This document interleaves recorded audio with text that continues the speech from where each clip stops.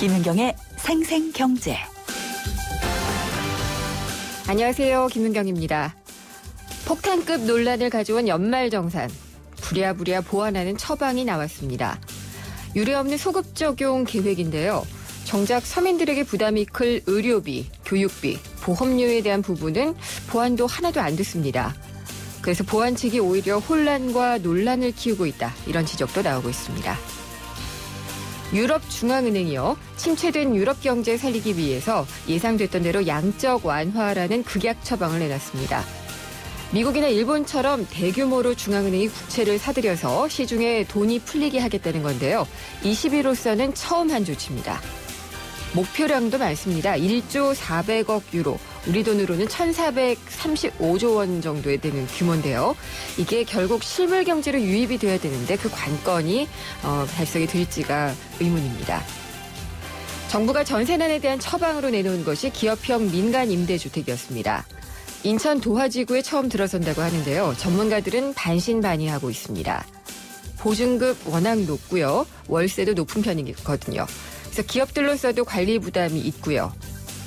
그러니까 기침을 하면은 기침약을 처방해줘야 되잖아요. 근데 감기 때문에 기침도 하고 몸살이 났다고 하니까 파스만 처방해준 격이랄까요. 김윤경이 뽑은 오늘의 생생 키워드. 처방입니다. 연말정산의 후폭풍이 아주 거셉니다. 이 월급쟁이 증세다. 그래서 근로소득 증세 반대운동까지 지금 나오고 있는 상황인데요. 당정에서 보완책을 마련을 하고 올해 연말정산에 대해서도 또 소급 적용을 해주겠다라고 얘기는 하고 있지만 파장은 아직 가라앉지 않고 있습니다. 바뀐 연말정산 세법에 대한 갑론 을박부터 증세에 대한 찬반 논란까지 정말 범위를 걷잡을 수 없게 지금 논란이 커지고 있는데요. 3, 4부 마련된 오늘 금요기획. 새해를 뜨겁게 달구고 있는 연말정산 논란 전문가들을 모시고 토론해 보도록 하겠습니다. 김은경의 생생경제 1부 시작합니다.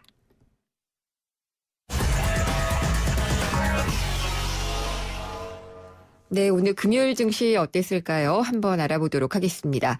NH투자증권의 강현철 투자전략부장입니다. 안녕하십니까? 네, 안녕하십니까? 오늘 시장은 어떻게 끝났나요? 네, 어젯밤에 그 유럽에서 대규모 양적 완화라고 불리는 거의 1조 1천억 유로를 돈을 풀겠다는 소식이 나왔고요. 이래서 이제 미국과 유럽 증시도 급등을 했고, 국내 증시도 이제 이 순풍에 동참하는 모습입니다. 장초만 거의 20포인트 가까이 올랐었고요. 마감은 15포인트 오른 1936포인트로 끝나면서 대부분의 업종이나 시장이 좀 좋은 분위기로 보였고요. 코스닥 시장도 오늘 최근 약간 조정 분위기였지만 거의 2% 가까이 급등하면서 590포인트에 바짝 근접하는 양시장 모두 강세를 보였습니다. 근데 이 유럽 중앙은행의 어떤 부양책, 이렇게 자신들이 돈을 풀겠다고 내놓은 이 정책이 이게 중장기적으로 실물 경제에는 도움이 되겠지만은요, 금융시장에도 그만한 역할을 할 수가 있을까요? 근데 이제 시장에서 생각하는 것은 사실 약간은 엇박자인데요. 예. 돈을 풀긴 풀었는데 과연 실물 경기가 좋아질지는 이전에도 이제 돈을 풀었는데 효과가 별로 없었던 적이 있기 때문에 네. 솔직히 한 여름은 지나봐야 효과가 있었다 없었다 그래서 오히려 이번에 돈 푸는 거에 대해서는 실물 경기에 미치는 영향력은 오히려 크지 않을 수도 있다라가 중론이고요. 반대로 이제 예전에도 유럽에서 돈을 풀었더니 이게 유럽에서 돌고 있는 게 아니고 미국이나 아시아 쪽으로 오히려 돈이 새나간 적이 많았었기 때문에 이제 새나간다는 게 이제 반대로 유럽에서 돈이 도는 게 아니고 한국이나 이런 아시아 주식이나 채권을 사들 수 있어서 이 수급적인 부분은 오히려 좀 더 아시아 쪽에 유리하게 작용할 수 있다라는 기대치가 높게 형성되고 있습니다. 네, 그러면은 어쨌든 기대를 걸어봐도 크게 손해 볼 만한 것은 아닌 것 같긴 한데요. 아까 대부분의 업종이 좀 힘을 받았다고 했는데 그 중에서도 좀 잘 나갔던 종목들이나 업종은 어떤 게 있나요? 네, 일단 아무래도 외국계 자금, 특히 오늘 모처럼 외국인이 금액이 아주 크진 않지만 1,000억 원 정도 순매수를 했기 때문에 과거에도 이제 외국인이 주식을 사면은 아무래도 중소형주보다는 대형주가 좀 강세를 보이기 때문에 오늘도 이제 대형주 중심의 강세가 좀 있었고요. 그동안 좀 위축되었던 금융주, 은행이나 증권주가 좀 많이 오름세를 보였고 이 밖에 이제 전기전자나 화학 같은 업종들이 좀 많이 오름세를 보였습니다. 반대로 이제 최근에 소재 가격에 따른 어떤 그런 충격이 계속해서 노출돼 있는 철강이나 자동차가 포함되어 있는 운수 장비, 요금 인하설이 나오고 있는 전기가스 이런 쪽은 아직까지는 주가 부진에서 벗어나지 못하고 있습니다. 네. 그러면은 뭐 이번 주는 일단 끝났고요. 다음 주에 아마 그리스 선거가 있죠. 네, 이제 주말에 그리스 선거 결과가 이제 발표가 될 예정인데요. 일단은 결과와는 상관없이 시장에는 이제 중립적인 뉴스가 될 것 같습니다. 일단은 기존 집권당이 뭐 다시 정권을 잡게 된다면 이슈가 안 될 거고요. 시장에서 이제 우려하는 야당이 잡았을 경우에 변동성이 확대될 수 있는데 야당도 이제 좀 선거에 이기기 위해서일 수도 있지만 일단은 뭐 유럽하고 좀 더 합의를 하면서 잘 진행하겠다라고 좀 완화적인 제스처를 좀 보이고 있기 때문에 어느 쪽에 당락 여부 상관없이 일단 시장에는 중립적인 재료, 브렉시트 같이 그리스의 극단적인 상황이 나타날 가능성은 낮아 보입니다. 그렇다면은 어쨌든 이것도 큰 저해 요인, 시장을 좀 압박하는 요인이라고 보기는 어려울 수도 있겠네요. 처음엔 우려를 많이 했는데. 시장으로만 본다면은 유럽은 생각보다 좀 좋은 재료였고요. 그리스가 발목을 좀 잡았는데 아마 이제 주말을 넘어가면서부터는 이슈 자체는 희석이 될 것으로 보이고요. 다만 이제 국내는 다음 주부터가 본격적인 실적 시즌인데 사실은 이제 실적이 생각보다 계속 조금 안 좋게 나올 가능성이 좀 있어서 아무래도 이제 실적이 좋고 나쁜데 따른 등락은 엇갈릴 것으로 보입니다. 그렇군요. 실적 다음 주 발표하는 데 중에서 좀 눈여겨볼 만한 곳이 어디 있죠? 네, 일단은 지금 발표가 된 게 이제 삼성전자하고 현대차라고 불리는 이제 넘버원, 넘버2가 실적을 발표를 했는데요. 삼성전자를 제외하고는 현대차는 약간 실망감을 준 것 같고요. 그 다음에 이제 나오는 기업들이 철강이나 화학. 사실은 소재 가격이 원체 많이 떨어져서 기대치가 원체 나빠져 있는 상태인데 여기다 어닝 쇼크를 더 줬을 경우에는 관련 주가도 별로 좋지 않을 것으로 보입니다. 덩치가 또 큰 종목들이라서 시장 전체에 영향을 줄 수도 있겠네요. 네, 그렇습니다. 네, 오늘 말씀 잘 들었습니다. 감사합니다. 감사합니다. NH투자증권의 강현철 투자전략부장이었습니다.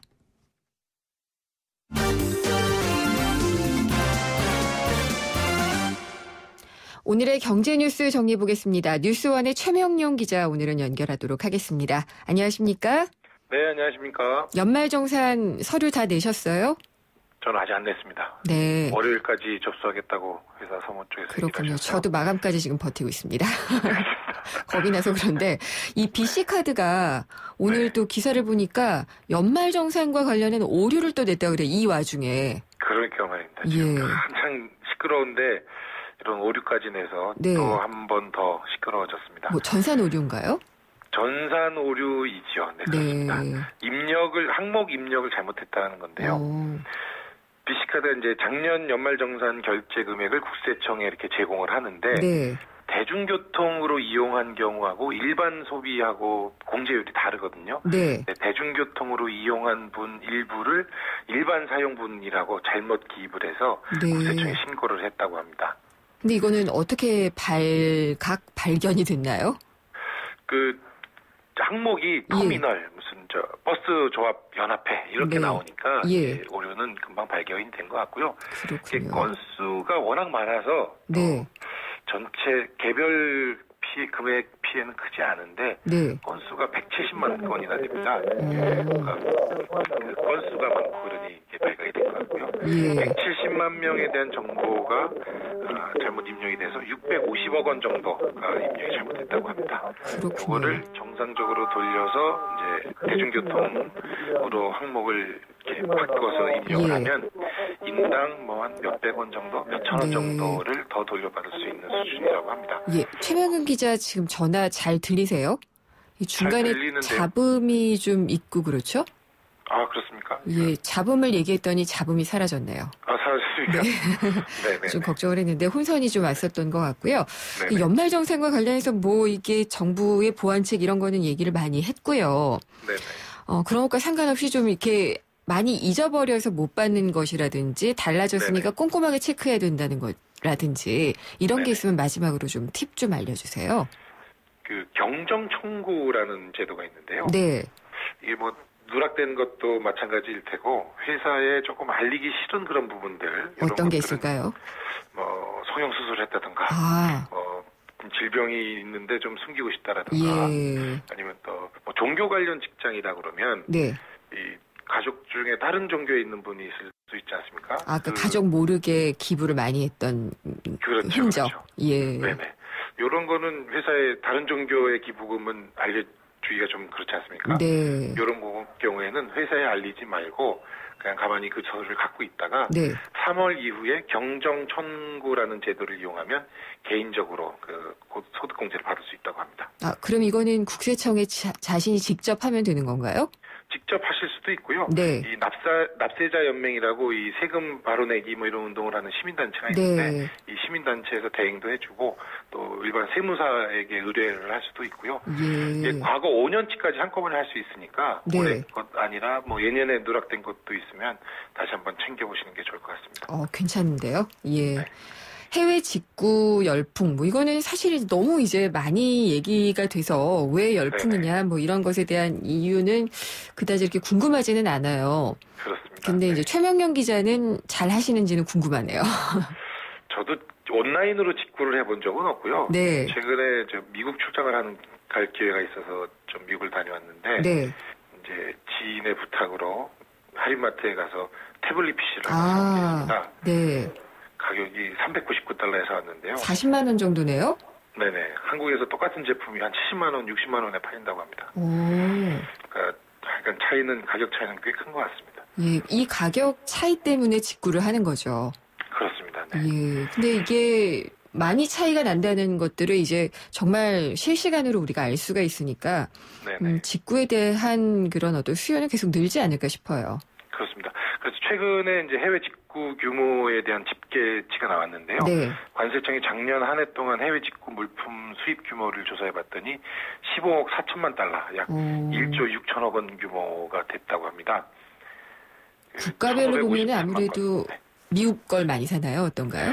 미국이 가장 많습니다. 미국이 73%로 가장 많았고요. 네. 중국, 독일, 홍콩, 일본, 프랑스 이런 순이었고요. 예.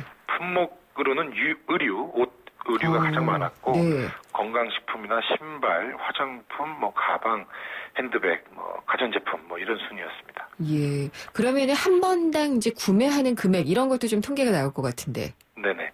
$50에서 $100, 의류 가격을 생각하면 이 정도 값이 가장 많은 비중을 차지했고요. $50 미만도 많고 $200 밑으로 사는 경우가 가장 많은 걸로 나타났습니다. 네. $1,000 이상, 이건 아마 가전제품일 텐데요. $1,000 이상 고가 제품들도 5만 건에 달하는 규모였다고 합니다. 네. 근데 이제 이 $1,000 넘고 그러면은 세금 문제가 좀 복잡해지지 않나요?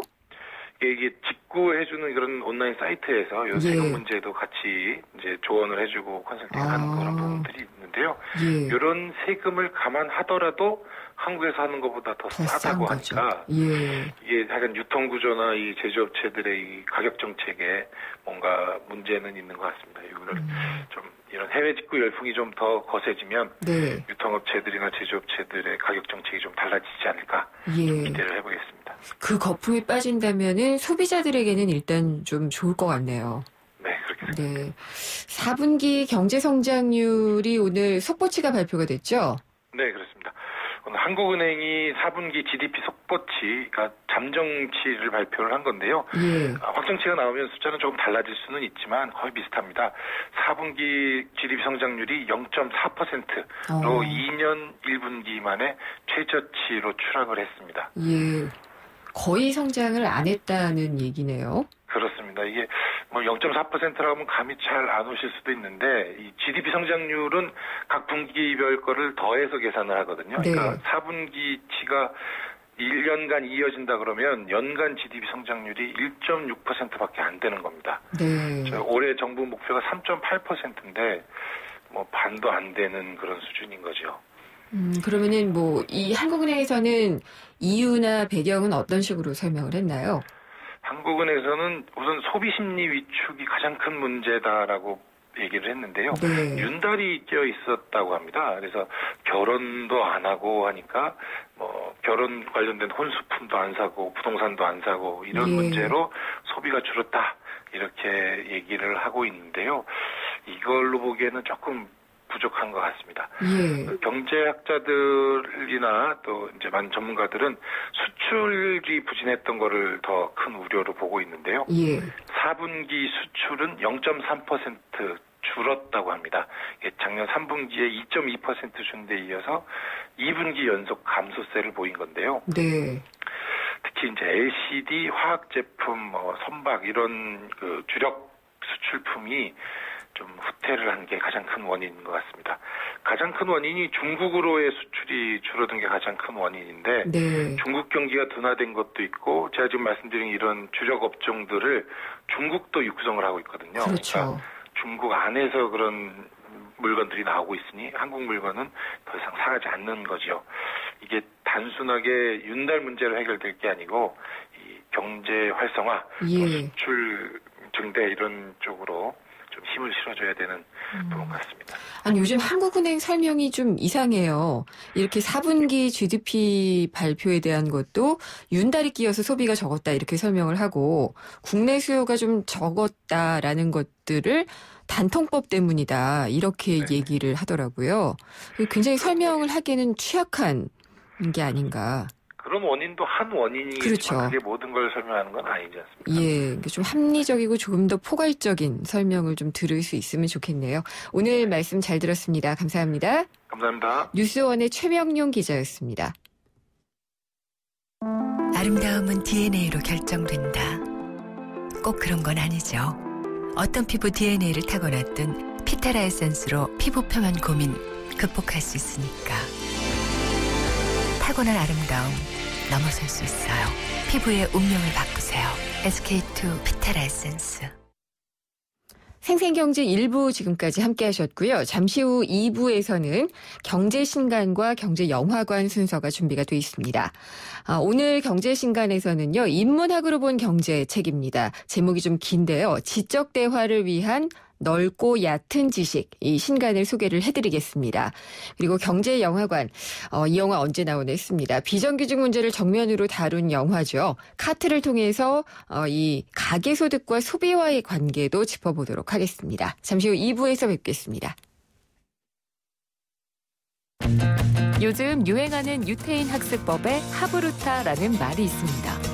두 사람이 짝을 이뤄 학습하는 옛 유태인 학습 방식인데요. 서로 짝을 지어 대화하고 토론하는 방식으로 어려운 것들을 하나하나 해결해 나가는 거죠. 그렇습니다.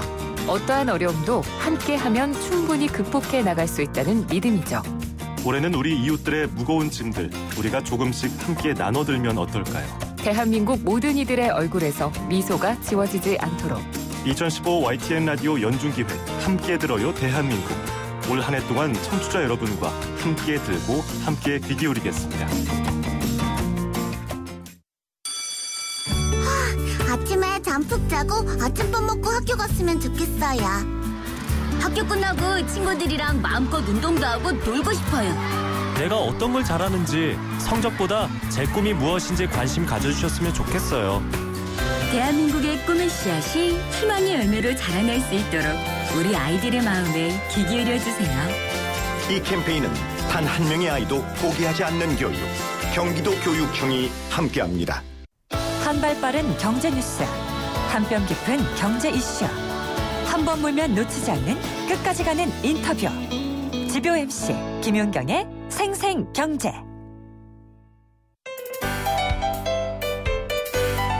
알쏭달쏭 경제상식 퀴즈.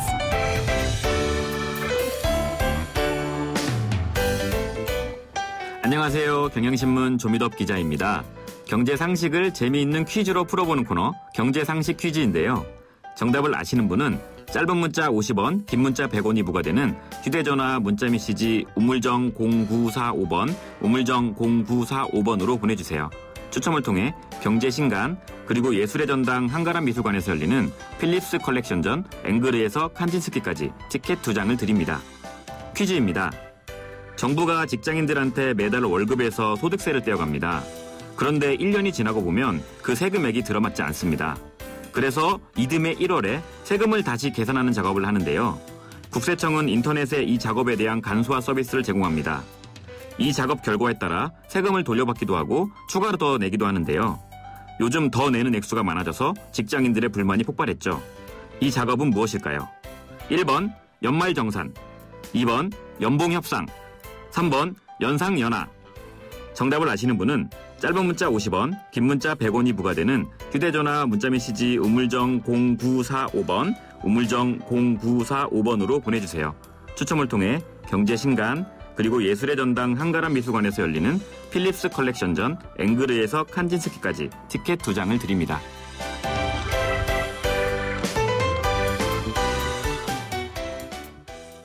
세상의 베이스가 되다 포스코 협찬으로 김윤경의 생생경제 2부 시작하겠습니다. 금요일이니까 역시 퀴즈가 왔죠. 생생경제 퀴즈 오늘의 문제는요. 정부가 직장인들한테 매달 월급에서 소득세를 떼어갈 때 아무래도 딱 맞게 떼어가는 게 아닙니다. 그래서 이걸 서로 맞춰서 나중에 돌려줄 건 돌려주고 더 받아가야 될 것은 더 받아가는 그런 작업을 하게 되는데요. 이게 이번에 굉장히 금액이 많이 돌려내야지 되는 경우가 많아서 직장인들이 불만을 갖게 됐죠. 이 작업은 무엇일까요가 오늘의 문제였습니다. 아마 많은 분들 아실 것 같은데 제가 힌트를 참 재미있게 잘 못 드려서 제가 좀 빨리 읽으면 그게 답이라고 생각하시면 됩니다. 1번 연말정산, 2번 연봉협상, 3번 연상연합니다. 1번 연말정산, 2번 연봉협상, 3번 연상연하. 3개 중에서 골라주시면 됩니다. 정답은요. 샵의 0945, 우물정의 0945 누르시고요. 짧은 문자는 50원, 긴 문자는 100원이 부과가 되는 유료 문자 서비스 샵의 0945 문자로 보내주시면 됩니다. 정답 보내주신 분들 가운데에서 저희가 오늘 경제신간에서 소개를 해드릴 책입니다. 지적대화를 위한 넓고 얕은 지식. 이 책과 예술의 전당 한가람 미술관에서 열리고 있는 필립스 컬렉션전 앵그르에서 칸딘스키까지 티켓 2장을 보내드리도록 하겠습니다. 광고 듣고 돌아오겠습니다. 쉐보레 고객님, 2015년 새해 복 많이 받으시고 2015년 한 해 자동차 보험료도 꼭 받아가세요. 지금 쉐보레를 구입하시면 최대 200만 원까지 1년치 보험료를 지원해드립니다. 일부 차종 제외, 전시장 및 홈페이지 참조 1월 31일까지. Chevrolet, find new roads. 당신을 지키기 위해 꼼꼼히 봄. 당장 필요한 건 무엇인지, 혹시나 위험하진 않을지 주변까지 꼼꼼히 봄. 그랬더니 봄봄봄봄 봄이 왔어요. 당신의 봄 삼성화재. 우리 집 통신 대표번호 101. TV지를 101로, 인터넷을 101로, 홈보이도 101로, 모두 가입해. CCTV 맘카도 101로, 함께 101. 우리 집 통신은 101로 모두 다 해결해요. LG U+. 김윤경의 생생경제. 생생경제가 뽑은 이 한 권의 책, 화제의 경제신간. 금요일에 만나는 경제신간입니다. 홍순철 북칼럼니스트 나오셨습니다. 안녕하십니까? 안녕하세요. 오늘은 어떤 책을 소개해 주실 건가요? 예, 많은 분들이 좀 지적이고 교양 있는 대화를 좀 하고 싶어 하잖아요. 그렇죠. 예, 그런 분들에게 좀 도움이 될 만한 책인데요. 아, 그러면은 별로 없어도 이걸로 좀 커버가 그렇습니다. 가능한 건가요? 예, 이걸 읽고 나면 좀 꺼리가 생기는, 예, 좀 척을 할 수 있는 좋은 책이네요. 예, 어떤 그런 책인가요? 책인데요. 예. 제목이 좀 깁니다. 지적 대화를 위한 넓고 얕은 지식. 그래서 짧게 줄여서 지대 널얕. 이라고. 넓다의 널, 그리고 네. 얕다의 얕, 그렇게 그렇습니다. 발음하면 되나요? 예. 사실 지식과 정보가 폐품처럼 쌓여가는 시대죠. 이 정보의 예, 부족이 아니라 오히려 너무 많아서 이게 사람들의 행동을 제약하고 있는 수준에 이르렀는데요. 예. 그래서 제대로 된 정보를 좀 추려내고 그걸 편집 가공하는 능력이 중요한 시대입니다. 김종원 교수는 이걸 일컬어서 에디톨로지다. 그렇죠. 편집이 권력이다. 그렇죠. 얘기를 했죠. 이야기를 했었죠. 네. 오늘 소개해드리는 지적 대화를 위한 넓고 얕은 지식. 이 책의 저자 최 사장이란 분은 인기리에 연재되고 있는 팟캐스트 지대 널 얕의 진행자입니다. 그리고요. 자칭 지식가게 사장이라고 부른다고 그러면 해요. 이 최 사장이 본명이 아니군요. 그렇습니다. 예. 그러니까 팟캐스트를 통해서 그리고 그 연장선상에 있는 이 책을 통해서 대중들에게 지식과 교양의 중요성을 강조를 하고 있는 건데요. 네. 현대사회에서 좀 대화와 소통이 필요하고 뭐 교양이 있는 어떤 이야기들이 필요하다고 하지만 소재와 거리가 마땅치가 않거든요. 네. 일종의 공통 분모가 있어야지만 말이 통하는데 그렇죠. 그것을 위해서 이 책이 필요하다라고 하고 있는 것이죠.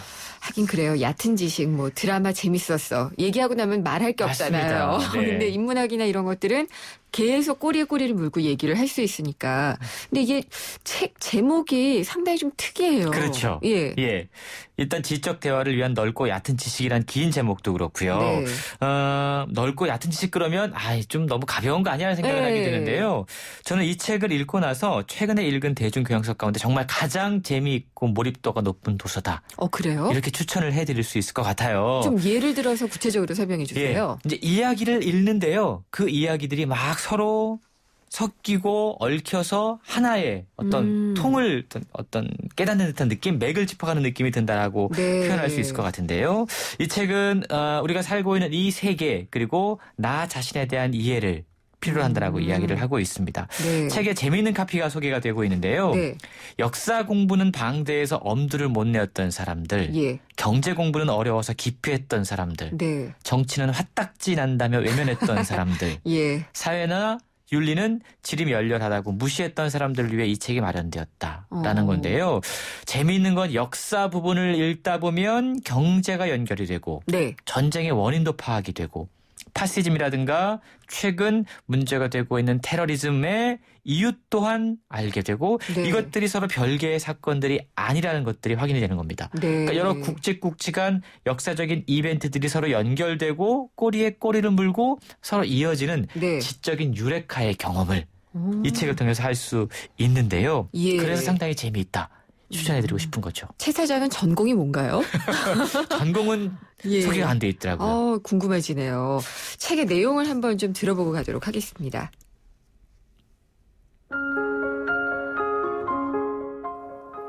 교양은 클래식을 들으며 우아하게 차를 마시는 그 무엇이 아니다.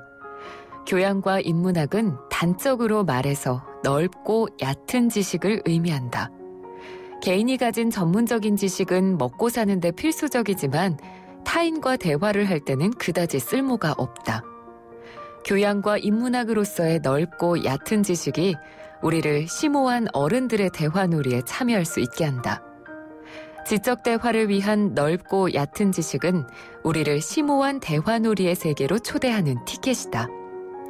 하지만 놀이라고 해서 무작정 시작할 수는 없다.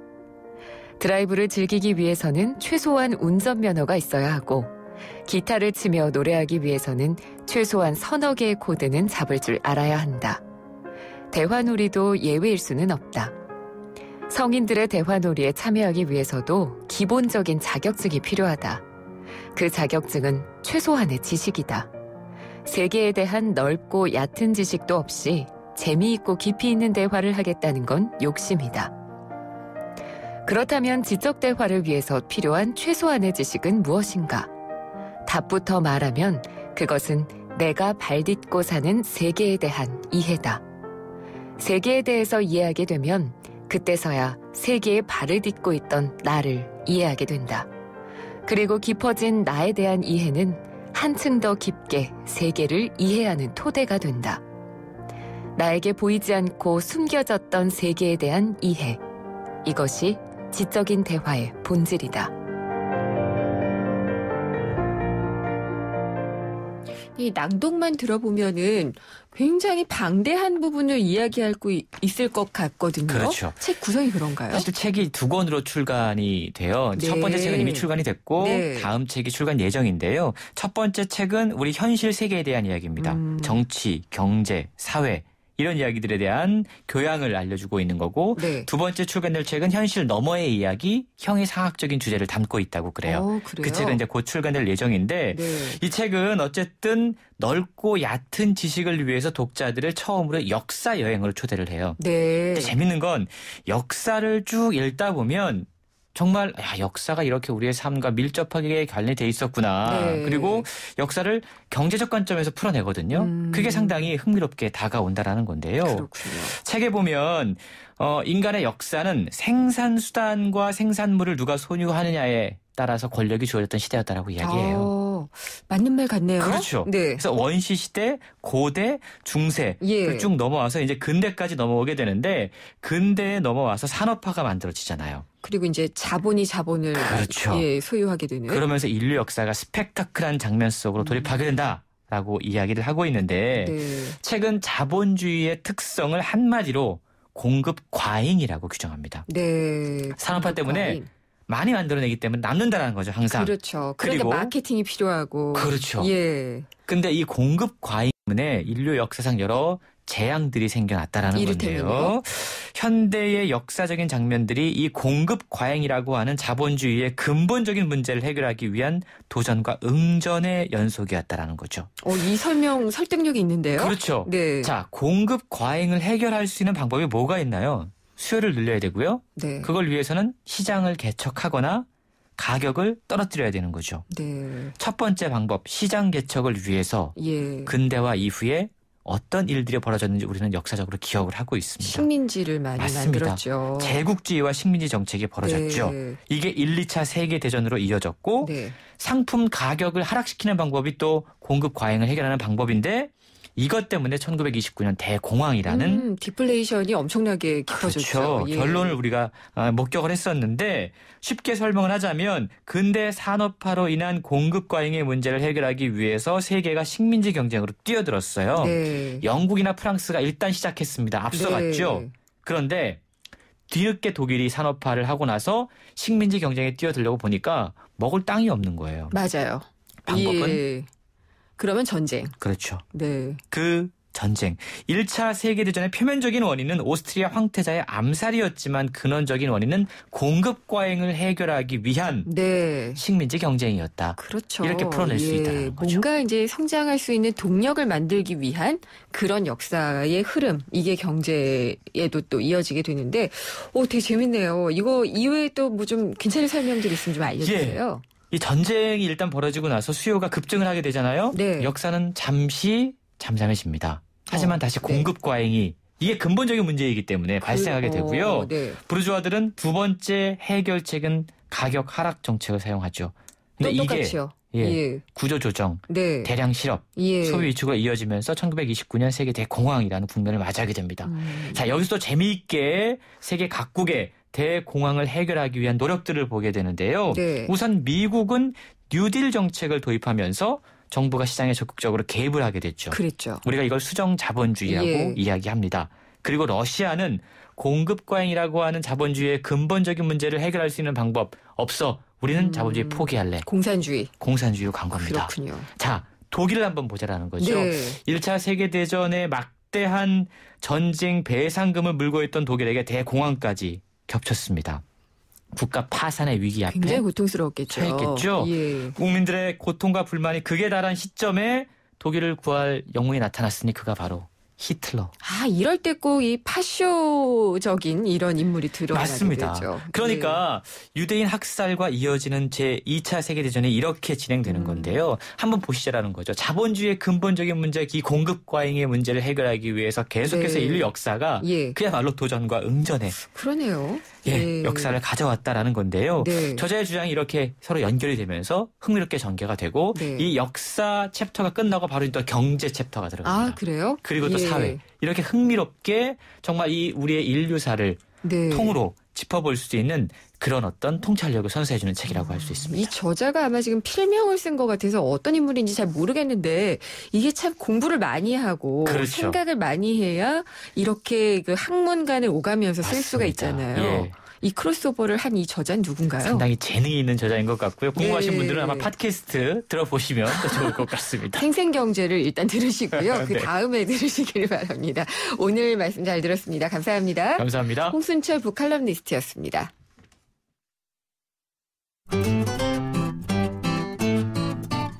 생생경제를 다양하게 만나는 방법. YTN 라디오 앱 예스와 웹사이트 김윤경의 생생경제 또는 트위터 YTN_이코노미로 실시간 듣기와 다시 듣기를 하실 수 있고 방송 내용에 대한 문의와 의견을 주실 수 있습니다.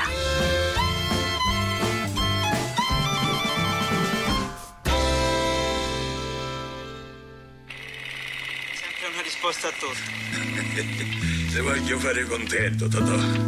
Ora ti conto una cosa.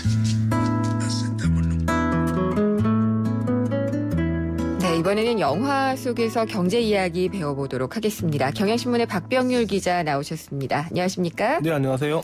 오늘 소개해 주실 영화는 어떤 건가요? 네, 때로 보면 영화가 현실을 비추기도 하는데요. 네. 2015년 오늘 우리 한국 사회를 거울처럼 비추는 영화가 한 편 있습니다. 뭔가요? 부지영 감독의 영화 카트입니다. 네. 비정규직 문제를 정면으로 겨루는 영화인데요. 하와이 국제영화제는 이 영화에 대해서 현대 한국 사회를 반영하는 메시지를 전한다. 예. 이렇게도 평가를 했습니다. 실제로 2007년 한 대형 할인마트에서 벌어진 실화를 영화화했습니다. 네, 카트가 상징하는 게 참 많이 있죠. 네. 거기 있는 그 직원분들 또 우리가 그 주말에 어떤 그 시간을 주체하지 못해서 많이들 가잖아요. 네. 그런 풍경들도 좀 있는 것 같고요. 네. 내용 좀 설명해 주세요. 네, 대형 할인마트인 그 더마트에서 일하는 비정규직 계산원 한선희 씨가 있습니다. 네. 5년간 벌점 한번 받은 적이 없고요. 또 무급으로 연장 근무도 맞이하지 않는 그런 여성적인 직원입니다. 정규직으로 전환해 준다고 하니까. 그렇죠. 네. 그래서 회사는 3개월 뒤에 드디어 정직원을 시켜주겠다. 이렇게 약속을 하는데요. 그런데 어느 날 이 회사가 일방적으로 계약 해지를 통보합니다. 그렇죠. 청소부와 그리고 계산원, 판매원 등 모든 비정규직을 하루아침에 해고를 시키는데요. 네. 그리고 이제 그 자리는 외주 용역사에게 맡긴다. 이렇게 발표를 합니다. 이 계약직 직원들은 회사에 대해서 계약을 준수하라. 이렇게 외치면서 예. 파업에 들었습니다. 한 번도 노조 활동을 해보지 못했던 이 한선희 씨도 얼떨결에 노조 지도부가 되는데요. 예. 그 내용을 담고 있습니다. 네. 거기에 이제 그런 주인공도 나오잖아요. 88만 원 세대. 네. 그러니까 어디 취업하기 어려워서 이 비정규직으로 들어가 있는 아주 젊은 학생. 네, 아르바이트를 예. 하는데 그렇죠. 또 아르바이트 사장님한테 또 돈을 떼이죠. 그렇죠. 아들이. 네. 예, 그런 것들이 다 잘 드러나고 있는데 근데 여기 영화에서 이 계약직 사원들을 갑자기 이렇게 자르는 이유가 설명이 잘 되고 있나요? 네, 이 할인마트가 이 회사를 다른 회사에 이제 팔아치울 계획인데요. 네. 이제 그러기 위해서 몸집을 줄여야 되는데 네. 소위 말하는 우량자산, 즉 그 마트만 팔고 직원들은 승계시키지 않기 위해서 그렇게 되면 이제 기업 가치가 높아지니까 네. 인원 구조 조정을 실행을 합니다. 실제로 이런 식으로 구조 조정도 많이 일어나는데요. 2014년 현재 통계청 자료를 보면 우리나라의 비정규직 660만 명 정도 되고요. 예. 전체 임금 근로자의 무려 35%입니다. 많네요. 네, 10명 중에 3명이 지금 비정규직이다 이런 얘기고요. 역시 기업들이 비정규직을 선호하는 이유 경비 절감 때문인데 네. 인건비 아주 싸게 줄 수 있고 또 필요할 때 언제든지 자를 수 있다라는 게 이 기업 입장에서 큰 매력입니다. 고용노동부 자료를 보면 2013년 기준으로 비정규직 임금은 140만 원에 불과한데요. 네. 정규직 임금이 약 300만 원이니까 47%밖에 안 됩니다. 근데 이제 기업들이 항상 비용의 얘기를 들어서 비정규직을 선호하고 불가피하다라고 얘기를 하고 있는데 근데 이게 숙련이 되면은 또 정규직을 안 쓰기 위해서 비정규직으로 바꾸고 이렇게 하면은 기업 경쟁력이 커질 수가 있나요? 네, 사실 오늘 이제 말씀드릴 내용이 바로 이 내용인데요. 네. 단기적으로 기업 입장만 보면 그럴 수 있다 생각할 수가 있습니다. 하지만 장기적으로 네. 또 국가적으로 보면 결코 이것은 기업에 남는 장사가 안 될 수가 있습니다. 네. 경제 전체 생태계를 보면 근로자는 그 사람이 바로 소비자가 됩니다. 근로자의 월급이 깎이면 소득이 줄어들고요. 소득이 줄어들면 결국 소비를 할 여력이 떨어집니다. 기업이 생산한 물건을 사지 못하게 되고 그렇게 되면 기업의 경영은 또 악화가 되는데요. 네. 그럼 또다시 직원을 잘라야 되고 또 이렇게 또 잘린 직원들은 또 소비를 할 수가 있기 때문에 네. 경기가 더 나빠지는 그런 악순환이 계속될 수가 있습니다. 그렇군요. 제가 이 앞서가다 보니까 이 영화를 한번 좀 들어보고 가는 시간을 놓쳤는데요. 어쨌든 이런 이야기들이 영화 속에서 많이 얘기가 되고 있잖아요. 한번 네. 좀 들어보고 가도록 하겠습니다. 한선희 여사님, 한 여사님은 3개월 후에 드디어 정직원이 되십니다. 부러워들 말고 열심히 일하면 정직원 되는 거예요. 늦은 밤 선잠에서 깨요. 엄마 바꿔줄게. 핸드폰. 엄마 곧 정직원 돼서 월급 오르거든. 엄마 나도 핸드폰. 넌 조그만 게 무슨 벌써 핸드폰이야. 내가 도둑이라는 거야? 그게 아니라요, 고객님. 저 어디다 함부로 손을 대? 이 여자 엄마? 응. 무릎 꿇고 사과하라고. 죄송합니다. 한두 명도 아니고 이렇게 한꺼번에 해. 왜 그래, 강대리? 그거를 왜 당신이 걱정합니까? 무슨 알바라고요? 그럼 이 사람들 다 잘리는 거예요? 사장님 이거 이거 어떻게 된 거예요? 뭐가요? 마감조들 빨리 매장 들어가요 빨리. 글씨도 못 읽나? 강 대리님, 제가 좀 이해가 안 돼서 그러는데요. 전 정직원 시켜준다고 약속했었잖아요. 불량일 거예요. 정작 나오라고 그래요. 이 아줌마들이 다른 방법을 써야 할 것 같아요. 파업이요. 파업이요? 이 아줌마들이 눈에 뵈는 게 없구만. 저 생활비 벌러 나와요. 반찬값 아니고. 지금 불법 점거하고 계시는 거거든요. 나도 나만 할 때가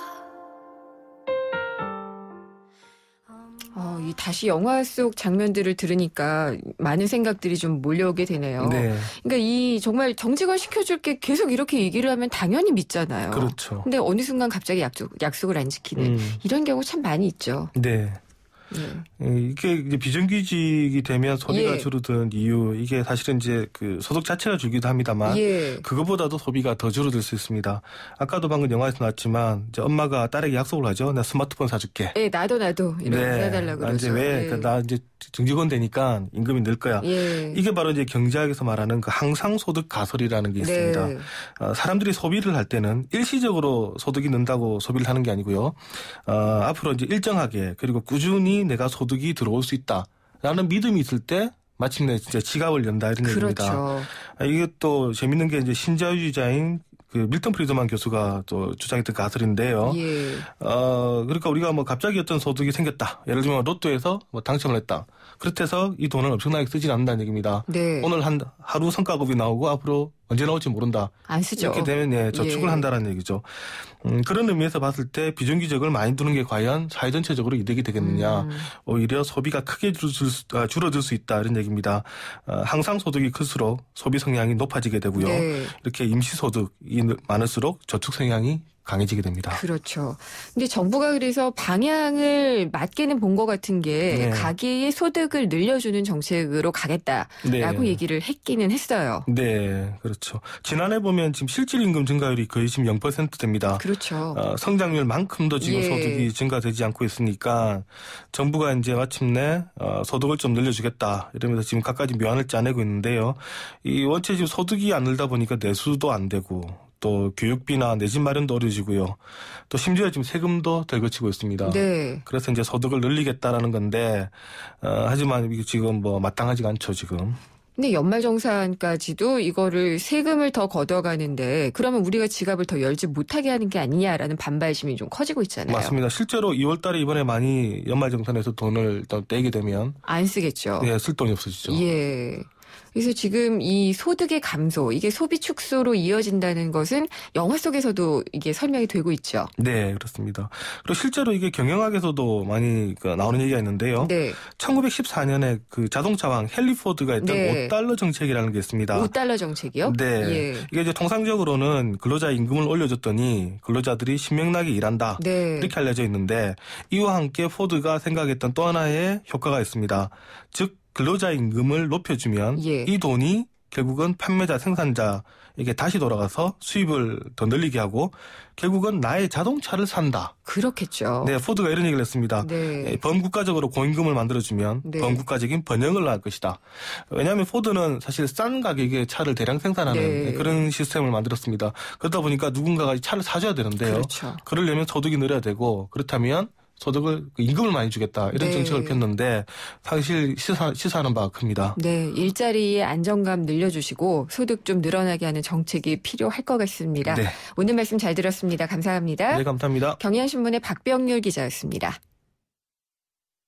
여러분, 새해 복 많이 받는 방법 아세요? 바로 온가족 무료! 가족끼리 포인트를 공유하면 최신 폰 최대 60만 포인트 할인! 함께 쓰는 집전화 인터넷은 기본, 가족 누구나 무한 멤버십까지! 복도 혜택도 많이 받으세요! 가족이 힘이다! 그러니까 SK텔레콤. 자세한 내용 홈페이지 참조. 가리고 흉터 가리지 마세요. 흉터 전문 더마틱스 울트라. CPX 성분이 흉터를 흐리고 부드럽고 매끈하게, 흉터에 더 자신있게 더마틱스 울트라. 이탈리아 글로벌 제약회사 메나리니. 본 제품은 의료기기입니다. 얇아지고 빠지고 가르마가 넓어지는 여성 탈모. 여성 전용 탈모 치료제 엘크라넬로 해결하세요. 엘크라넬의 알파트라디올 성분이 여성 탈모의 주 원인의 생성을 억제해 풍성하고 건강하게 끈적임 없이 하루 한 번 여성 탈모 치료엔 엘크라넬 약국에 있습니다. 밖에서는 날씨 때문에 집에서는 아래층 때문에 마음껏 뛰놀지 못하는 아이들. 미안한 만큼 더 좋은 것만 주고 싶다면 서울우유 한 잔을 건네보세요. 우유는 몸에 힘을 주고 행복은 마음에 힘을 줍니다. 서울우유. 네, 오늘 생생경제 퀴즈 있는 날입니다. 오늘의 문제 다시 드리겠습니다. 정부가 직장인들 월급을 줄 때요. 정부가 주는 건 아니지만 월급을 받을 때 보면은 소득세를 바로 떼어갑니다. 원천징수라고 하죠. 근데 1년이 지나고 보면은 이 세금액이 정확하게 맞지는 않습니다. 그래서 다음 해 1월에 세금을 다시 계산하는 작업을 하는데요. 이게 요즘 이 작업에서 더 돌려내야 되는 금액이 많아지면서 직장인들의 불만이 폭발을 했습니다. 이 작업을 무엇이라고 할까요가 오늘의 문제였습니다.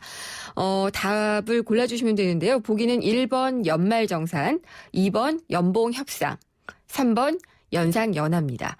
1번 연말정산, 2번 연봉협상, 3번 연상연화. 셋 중에서 골라주시면 되고요. 정답은 오늘 방송 끝나는 오후 5시까지 문자 보내주시면 됩니다. 휴대전화 우물정의 0945번으로 보내주시면은요. 저희가 경제신간에서 소개를 해드린 책 지적대화를 위해 넓고 얕은 지식, 그리고 예술의 전당 한가람 미술관에서 열리고 있는 필립스 컬렉션전, 앵그르에서 칸디스키까지 티켓 2장을 보내드리도록 하겠습니다. 문자 하나만 소개해드릴게요. 4617님. 다문화 가정인데 아내가 베트남 사람입니다. 처갓집에 생활비 드리는 것 혜택 볼 수 있나요? 라고 하셨는데요. 저희 세무 담당해주시는 세무사님이 그렇게 하려면 국내 거주자여야지 된다고 하셨습니다. 많은 문자들 주시고요. 3, 4부 금요기획에서도 세금 얘기 또 해보겠습니다. 연말정산 논란 전문가들을 모시고 뜨겁게 토론을 해보도록 하겠습니다. 3부에서 뵙겠습니다.